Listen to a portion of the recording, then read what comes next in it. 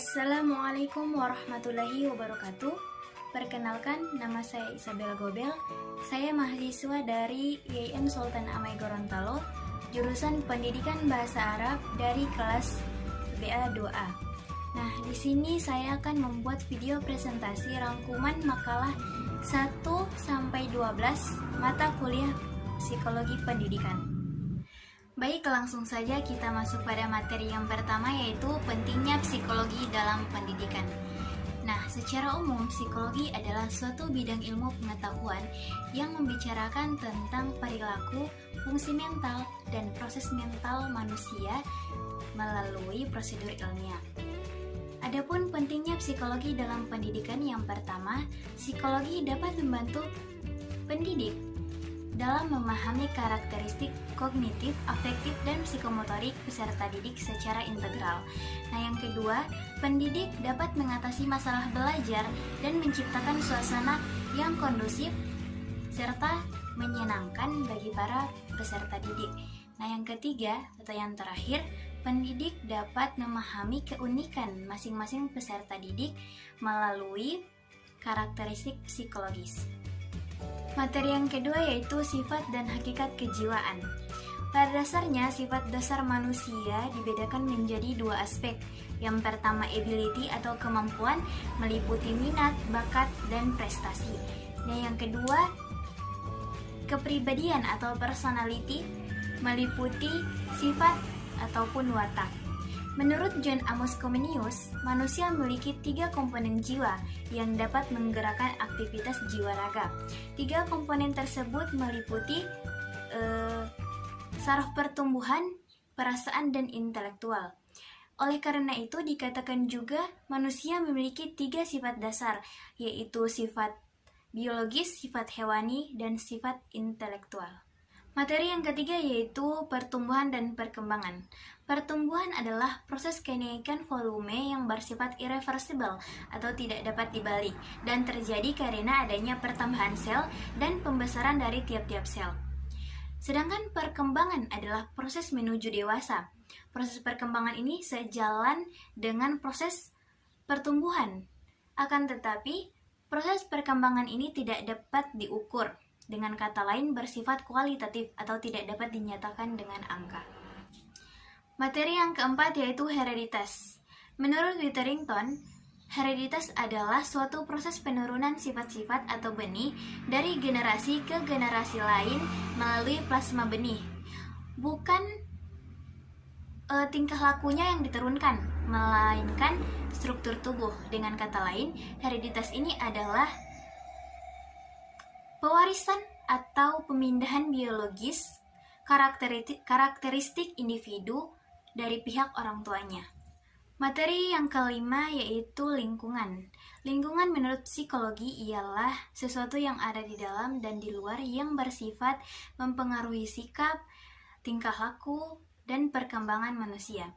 Peran lingkungan sangat besar bagi manusia, sehingga perilaku manusia dapat diklasifikasikan menjadi 4. Yang pertama insting, yang kedua habits atau kebiasaan, yang ketiga native behavior atau tingkah laku dari hereditas atau bawahan, dan yang terakhir acquired behavior atau tingkah laku yang didapat dari belajar. Materi yang keenam yaitu tinjauan teoritis tentang belajar. Nah, pengertian teori yang dinyatakan oleh McCarthy dalam Grendel tahun 1991 ialah seperangkat asas yang tersusun dari kejadian-kejadian dalam dunia nyata. Sedangkan belajar adalah aktivitas yang dilakukan seorang untuk mendapatkan perubahan dalam dirinya melalui pelatihan-pelatihan ataupun pengalaman-pengalaman. Jadi, teori belajar adalah sebuah konsep yang abstrak yang membantu peserta didik untuk belajar. Baik, materi yang ketujuh yaitu intelijensi. Intelijensi berasal dari bahasa Inggris intelligence, yang juga berasal dari bahasa Latin, yaitu intellectus, intelligentsia, atau intelliger. Intelijensi adalah aktivitas atau perilaku yang merupakan perwujudan dari daya atau potensi untuk memahami sesuatu. Nah, apa sih faktor-faktor yang mempengaruhi pembentukan dari intelijensi ini?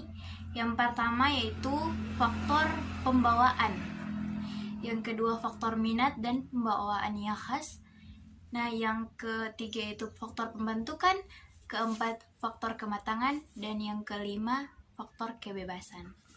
Materi yang ke-8 yaitu pengenalan peserta didik. Saya akan memberikan penjelasan tentang pengertian peserta didik.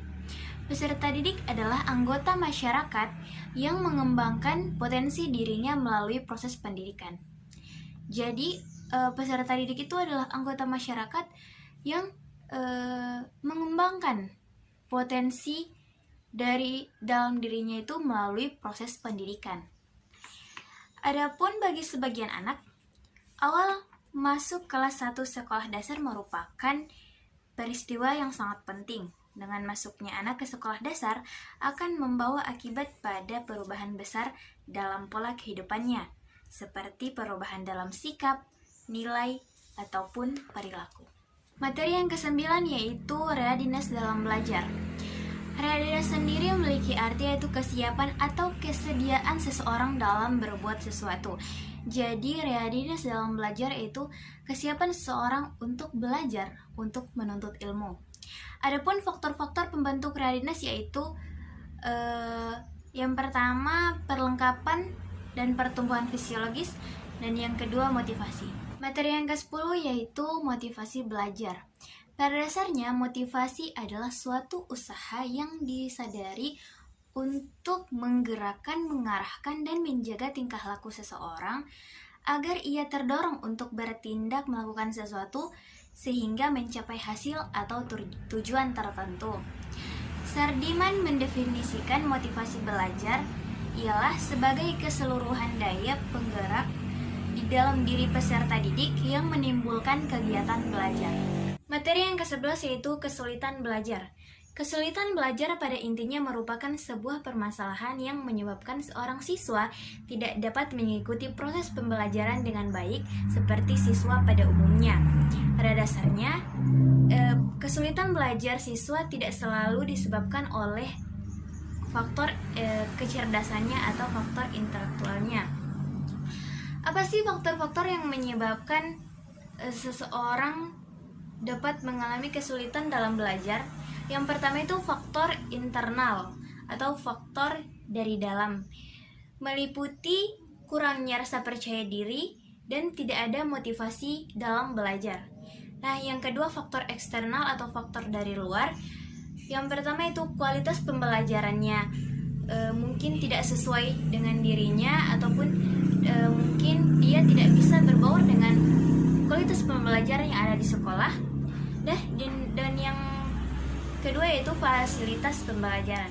Materi yang ke-12 atau materi yang terakhir yaitu aplikasi psikologi belajar. Aplikasi psikologi pendidikan dalam teknologi pendidikan adalah yang menyangkut aspek-aspek perilaku dalam ruang lingkup belajar mengajar. Yang menjadi persoalan dalam membahas materi aplikasi psikologi belajar ini adalah bagaimana proses pendidikan dilaksanakan. Berikut akan saya kemukakan 4 teori psikologi pendidikan yang paling berpengaruh. Yang pertama yaitu behaviorisme, tingkah laku atau perilaku. Pendidikan dipengaruhi oleh lingkungan. Jadi pada teori behaviorisme ini pendidikannya dipengaruhi oleh lingkungan. Nah, yang kedua itu kognitivisme, akal pikiran atau otak. Pendidikan dari kognitivisme ini dihasilkan dari proses berpikir. Dan yang ketiga konstruktivisme.